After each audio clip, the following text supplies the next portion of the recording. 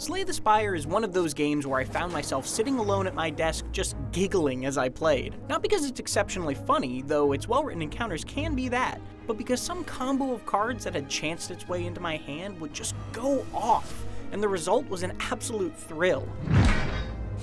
I couldn't help but laugh because win or lose, that combo may never show up again. Boy, was it a blast in the moment.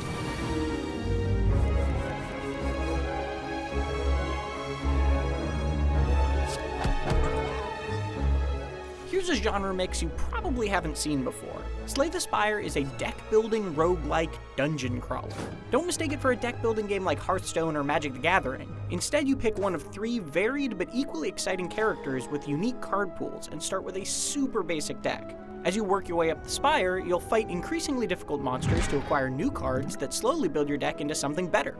Being a roguelike, making it all the way to the top only takes about an hour, giving Slay the Spire an addictive loop of picking cards, figuring out how good they are, dying frequently, and then taking that hard-earned knowledge with you to the next run. Apart from unlocking a few new cards and collectible relics as you play, you never actually get stronger from one run to another. You just get smarter and better at quickly deciding what will or won't be useful. Choosing when to play an attack card instead of a defense card is important, and my confidence actually grew with every failed run. Playing cards is also satisfyingly snappy and fast if you want, but Slay the Spire doesn't rush you with a timer if you prefer to take it slow.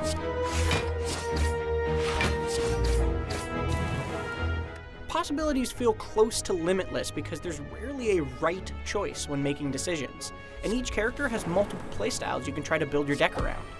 The Silent is a roguish character who can be built to stack a poison effect on foes, or, alternatively, to buff a ton of cheap, weak attacks instead. It feels fantastic when you pick a route and find all the combo pieces you were hoping to.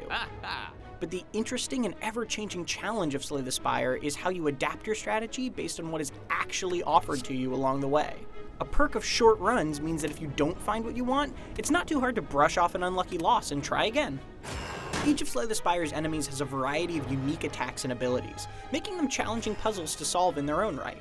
Because you can almost always see what an enemy will do next, you'll have the opportunity to strategically time your moves to counter their plans. The enemies get harder and more varied as you get deeper in, and are randomly distributed along the simple but amusing dungeon map. It didn't take long before I started recognizing most of them, which does eventually start to make runs feel a bit too similar. But on the other hand, I liked being able to learn how to counter what I knew was coming, and the not to be underestimated challenge those enemies pose was enough to keep things feeling fresh for a long time. Thankfully, Slay the Spire also shakes things up with a daily climb mode with a leaderboard, adding wacky modifiers to a set run each day, as well as 20 escalating Ascension difficulty levels. You can even make custom games with any number of those modifiers, and the Steam modding community on PC is thriving with custom characters, new enemies, and loads more.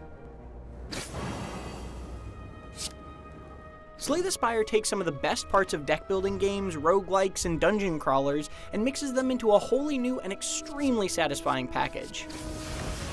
It encourages experimentation, gives you time to make mistakes, and will challenge you immensely as you navigate your way through floor after floor of entertaining, puzzle-like fights. It's an idea so good that it's inspired a dozen games like it before it even left early access, but is executed so well that none of them even come close to matching it. For more card games and roguelikes, check out our reviews of Artifact or Hades respectively. And for everything else, keep it right here on IGN.